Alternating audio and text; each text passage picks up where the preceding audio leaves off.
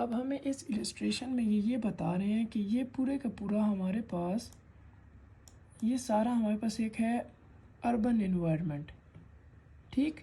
ये उसके सेंटर में है एक हमारे पास मार्कस ऑरेलियस का स्टैचू।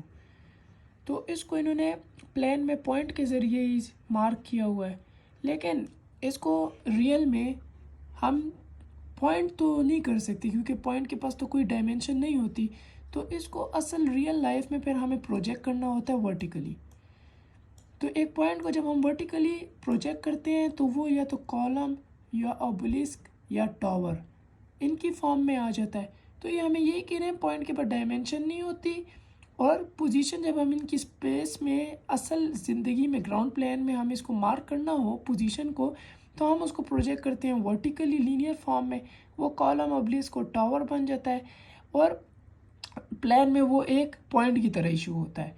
तो उसके पास विजुअल कैरेक्टरिस्टिक्स एक पॉइंट की होती हैं, और वो तमाम शेप्स जिनके पास पॉइंट की कैरेक्टरिस्टिक्स हैं, एट्रीब्यूट्स हैं, वो है हमारे पास सर्कल। ये सर्कल की एग्जांपल दी हुई है। दूसरा है हमारे पास साइलेंडर, ये उसकी एग्जांपल दी हुई है, पीसा टावर।